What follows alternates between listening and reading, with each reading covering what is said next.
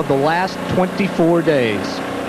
But Kenny Schrader right now does not race. Rather, he sits in his car and hopes that the crew can get that car back in the race and at least get some more Winston Cup points. And it looks like I thought that was the class of the field today, Ned. Didn't you think so? Yeah, I thought he had the car to beat. He had come from the back and just was doing a super job. Now let's go back to the pits and Jerry Punch.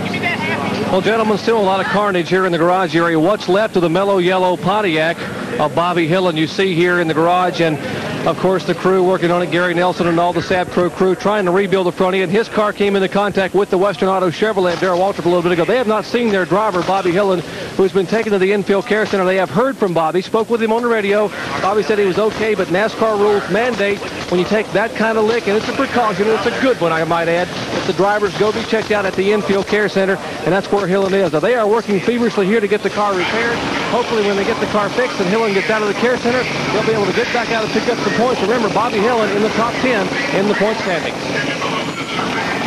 All right, so work continues on Bobby Hillen's car. Dale Earnhardt also remains on pit road, and Earnhardt has not had a DNF because of an accident since the Firecracker 486. Back in just a moment.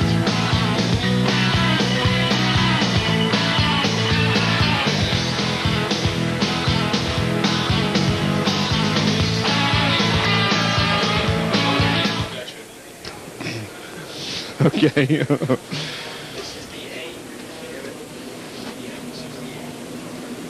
Who's left?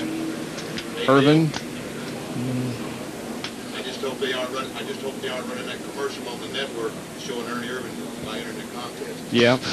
I tell you, he's the only Chevy left, isn't he? He and Dave Marcus, I believe they are.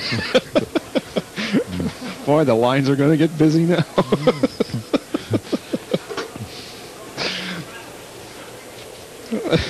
Yeah. Man, oh man.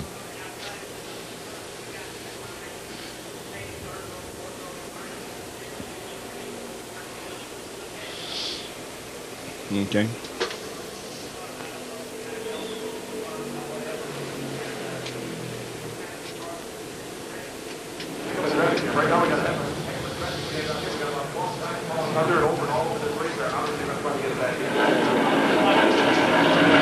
Who's fourth in points? Schrader. So the top four all have trouble. Yeah.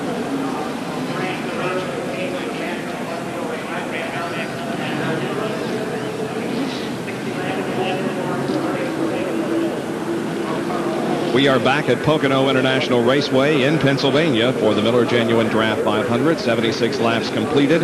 We're still cleaning up a multi-car crash coming off of turn number 3. Here's how it all began.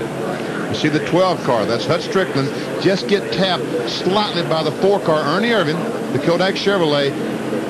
Ricky Rudd tried to turn under Hut right in front of Richard Petty. They make contact. There's Earnhardt, the black 3. There's the 42 car. Oh, Bobby Hillen, and that hurts just watching it. He gets hit by Darrell Waltrip. Darrell goes down and hits the inside wall, and Kawicki, our pole sitter, comes along. He's made it through the accident until right there, Darrell Waltrip is in front of him. Well, Bobby Hillen certainly took the hardest lick. Jerry Punch is with him. Indeed, Bobby. I think you would agree you probably took the hardest lick here in this race. First of all, how are you? I'm fine, Jerry. You know, thank the Lord everybody's okay. It was really disappointing. It's the best run we've had going all year. We were right there with them, and just unfortunate a couple cars in front of us got together and everybody started spinning, and I just felt like a pinball in there getting hit around that front straightaway. So, you know, just all the guys on the Mellow Yellow crew are working hard. We're going to go back out and get all the points we can get. Well, they're working on the car. We'll let you rejoin them back there. We'll hope you to get back out in this event. Let's go up on pit road where John Kernan is standing by with Richard Childress. The Richard Childress racing team has been very busy over the past few minutes. Dale involved in that crash, but you're getting him back out, and you think you can still run this race? Yeah, you know, right now it bent the right front of the frame up real high, and we're just going to have to go out there and run and do as good as we can right now and see what happens. Yeah, you were also up around the oil cooler in that area. Any of that damage? No, we just got it good now where you can talk. He's talking to Dale right now. Yeah, we're okay on the oil cooler. I think it just broke up all the everything on the nose. Well, the car is a lot of sheet metal damage around it, a lot of bumps in it, dings, whatever you want to call it. The number is even torn a little bit on the door, but they're going to work on the car and keep it out there and try and get as many Winston Cup points as they can.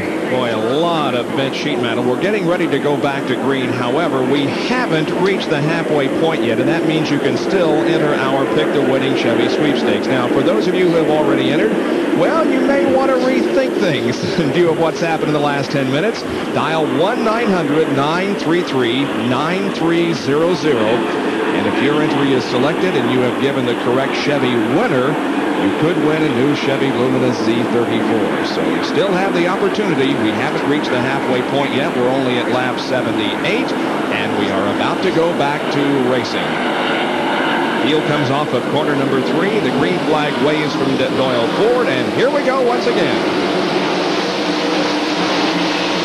You see the Sunoco Oldsmobile of Terry Labonte up in the front. That car is a lap down, right on the tail end of the lead lap. And Mark Martin, the 6 car. Ooh, and there's a blown engine right behind them. That's the 53 car of John Paul Jr. loses an engine going down in turn 1 right in front of the field. John Paul Jr., the former IMSA champion, making his first Winston Cup start. He finished 3rd in this car in an ARCA race here last month, and now some flames beginning to show from underneath that car. John Paul Jr., his engine is let go here at the restart of this race. No caution yet. We understand that Ricky Rudd maybe has a flat tire, and if the caution should come out, would help him, but we don't, yeah, the yellow is out now, so that will be a break for Ricky Rudd. Yellow flies once again for the 9th time. And here comes the 6 car in 94. Labonte trying desperately to get that lap back. But he'll not do it as Mark Martin crosses the line first. This has been one action-packed, event-filled race so far, and we're only 79 laps in. Caution out once again for the 9th time in the Miller Genuine Draft 500.